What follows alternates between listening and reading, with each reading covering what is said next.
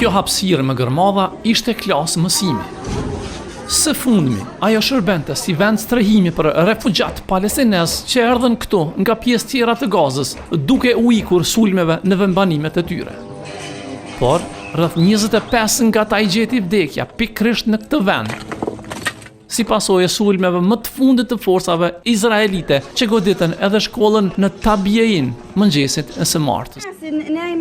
Unë po flija këtu, në këtë pjesë, dola të shoh kuran bombat, pa pritmas, sulmi tjetër ndodhi në dhomën ngjitur me ne. Unë dëgjoja bërtitma, nëna dhe motra ime po bërtitnin, kërkonin ndihmë. Erdha e u futa këtu në dhomë dhe gjeta fëmijë nën gërmadha, nën gur.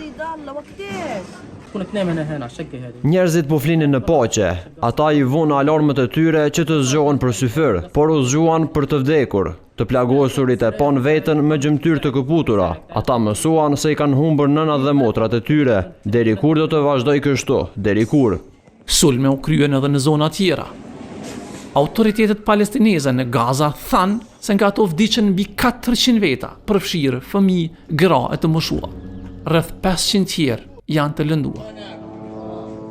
Bombardimet u kryen me urdhrin e kryeministrit izraelit Benjamin Netanyahu, ndërsa arsyetim për këtë, siç u tha, ishte refuzimi që Hamas u bëri 2 kërkesave për të ndryshuar marrëveshjen armëpushimit.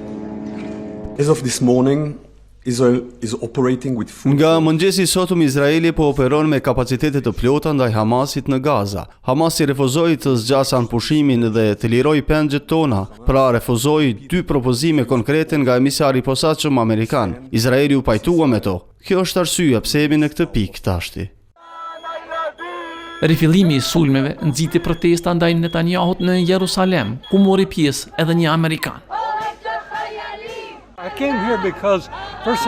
Erdha këtu sepse fillimisht dua t'i them Hamasit t'i liroj pengjet dhe pastaj t'i them zotri Trumpit dhe zotri Netanyahut se ju nuk mund të bëni paqe me metodën e vrasjes së sa më shumë bebeve. Kjo është dita më e keqe në 3 vjet të luftës në Gaza. Autoritetet amerikane në Washington e pranuan se ishin konsultuar për këto sulme, cilat i dhanë fund një faze relativisht të qetë që mbizotroi gjatë Ramazanit në Gaza. Nga Hamas deklaruan se bombardimet thyejnë armëpushimin dhe vënë në rrezik fatin e pengjeve.